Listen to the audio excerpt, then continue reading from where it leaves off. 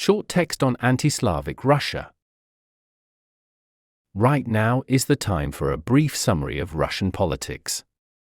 No, it is not related to the war in Ukraine, which I have already summarized in the past. Ukraine is now a Nazi dictatorship historically based on the genocide, in a bestial manner, of some 200,000 Poles, mostly women, children, and elderly people.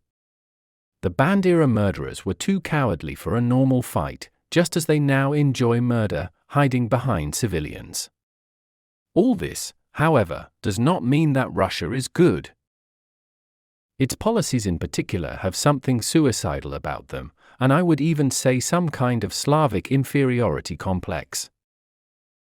Already a couple of centuries ago, Russia got along for the first time with the Germans against Poland, a Slavic state by all accounts, thus strengthening Germany. But this was only a prelude to the insanity of its pro-German policy, and therefore certainly anti-Slavic.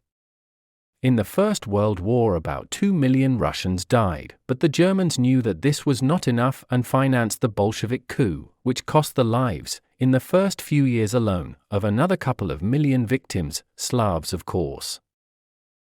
This should surely teach everyone that it is not worth cooperating with the Germans. But Russia thinks in different terms. Its imperial ambitions overshadow political realism. Russia, whatever regime it represents, has a principle of getting along with Germany, not with the Slavic states. The Molotov-Ribbentrop Pact was nothing less than another partition of Poland. The 17th of September, 1939 will always be remembered as a day of cowardly betrayal. Russia stabs Poland fighting the Germans in the back.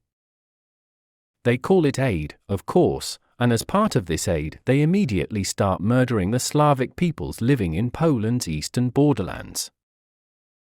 It wasn't long before Germany, as part of its friendship, invaded Russia and nearly 30 million Russians and 5 million Poles were killed, not counting other Slavic nationalities. What a victory! The Germans died about 5.5 million and the Slavs 35 million. It is just not clear whether all the Slavic victims of the Red Army's terror were included. After all, Putin, Orban or Macron, the French president and Canadian Prime Minister Trudeau or Merkel are one family. They train together. They have one thing in common, the Klaus Schwab School for Young Leaders. Through the Young Global Leaders program, the World Economic Forum has played a key role in shaping a world order that undermines all democratic principles. For several decades, this program has trained submissive leaders acting as agents of the WEF in governments around the world. The consequences are far-reaching and could prove devastating for humanity. It is also worth mentioning that there is something that unites Germans and Russians in such a way that they don't even need to talk, to act together. In 1944, the Warsaw Uprising broke out. Here I must point out that I agree 100% with General Anders. We consider the uprising to be a grave crime and ask who bears responsibility for it, General Władysław Anders said. What is the Russian army doing?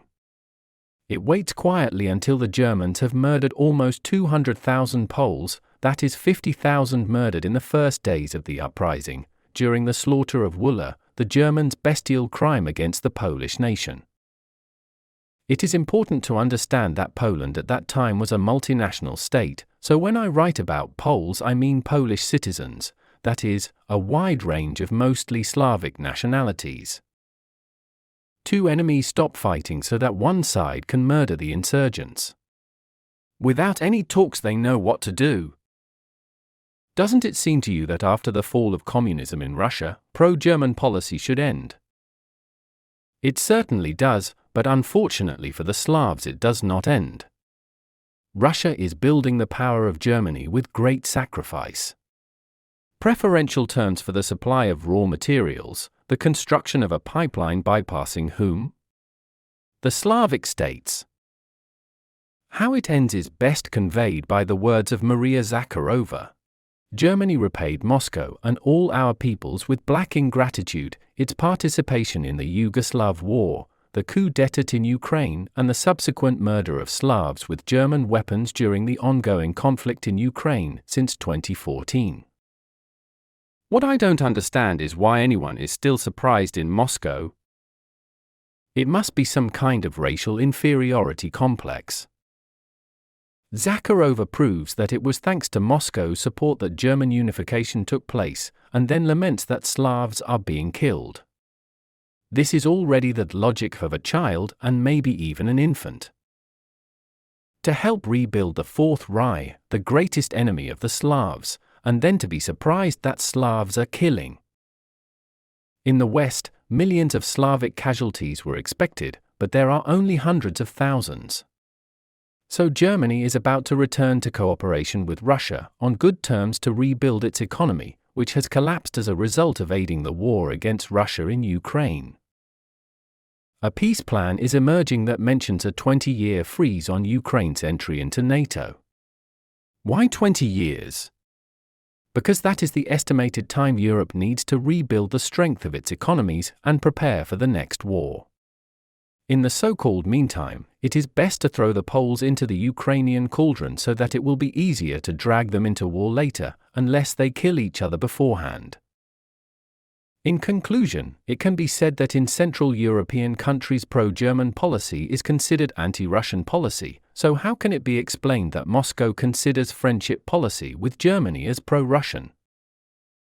When will Russia understand that the Red Army inspires the same horror as the Nazis?